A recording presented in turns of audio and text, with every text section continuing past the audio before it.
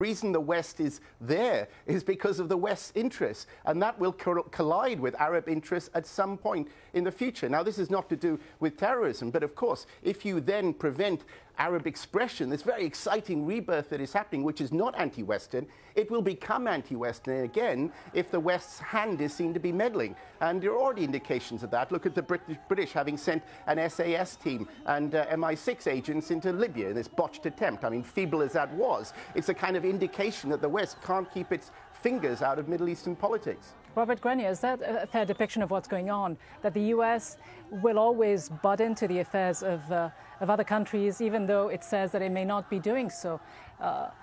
Phil Rees referred to the British forces landing in Libya and getting involved apparently in gunfire exchanges. But we also have now senior lawmakers in the US talking about the need to arm some of the opposition rebel fighters. And of course, much talk in many different parts of the world about the need to impose a no-fly zone. Would that be counterproductive in such a nationalist country as Libya? Well, I think that the United States and the West more generally really do need to walk a very fine line here. I think there's a great deal of positive sentiment toward those who are in open revolt against Gaddafi. And there was a sentiment on the part of some to try to be of assistance, and even those among the current rebels who are making open requests for assistance, depending on the form of that assistance, that they might change their tune very, very quickly. So, for instance, there were those who were saying that, as you mentioned, there ought to be the imposition of a no-fly zone so that Gaddafi can't use his air force against the rebels. However, were the West to do that, led by the United States, that would be very problematic, because the first stage in any such operation would be to suppress all anti-aircraft defenses. And there could very well be collateral damage and casualties as a result. So I think that the West has to be very, very careful. I think that they have to operate with a very light hand. There may be certain types of humanitarian assistance that they could provide to rebel-held areas. But again, they have to be very, very careful, both in terms of what they do and the way that they're perceived. And some, of course, continue to argue that in the long term, al-Qaeda could benefit from these ongoing revolts or uprisings, revolutions in the making in the Arab world, as some regimes continue to cling on to power. Some, as Abu Khalid, a Jordanian fighter, seem quite certain that in the long term, al-Qaeda is going to emerge as a winner. He says, at the end of the day, how much change will there really be in Egypt and other countries? There will be many disappointed demonstrators, and that's when they will realize what the only alternative is. We're certain that this will all play into our hands. Kamal Helbawi, your thoughts on this? In the end, if there's a lot of disappointment, dashed hopes, will al-Qaeda then prevail? I don't think that in a country like Egypt, al-Qaeda or violent groups will prevail, because the long history of the Muslim Brotherhood explaining Islam in a moderate way, in a wasati way, as comprehensive, international, and moderate as well, so, and divine. So, and they have a very deep root in the society now, in mosques and in cultural societies.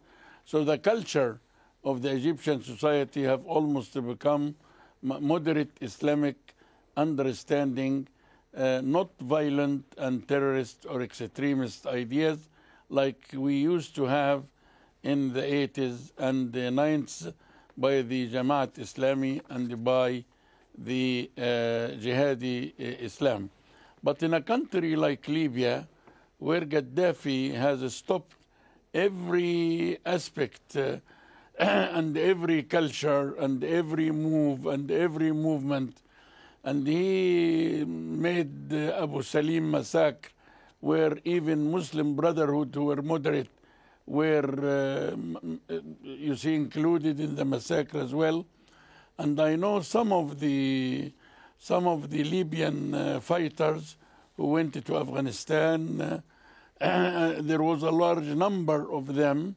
Some of them returned back, and the Saif al-Gaddafi, Saif al-Islam Gaddafi, had made a protocol or an agreement with them, I am sure these members of a violent group or whatever you call them will find the chance in the revolution against Gaddafi, and they will find good armaments in different stores that have been stolen, and they will continue because they have to revenge. So the tribal society in Libya is to a great extent different from the civil society in Egypt. If you go to Tunis as well, we will find that the return of Sheikh Rashid al-Ghannouchi of Nahda party and the movement and his friends who returned with him from London and Paris and Germany, they will work in the society with full freedom at present, spreading the idea. Because the problem is that if you close everything, if you have a cat in your room, a cat, not a human being, and you close everything for her, she can't go out, she can't eat, she can't drink, don't expect that she will be nice to you. So it is, if the more freedom we have, the more Islamist, political Islam will gain ground, and the people will follow that moderate Islamic Wasati version, and will not follow Al-Qaeda, and will not follow at all the violent or extremist groups. Robert Grenier. The more tribal,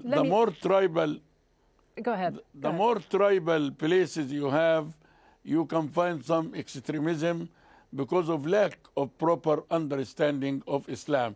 Yemen, Saudi Arabia, Libya, and such areas.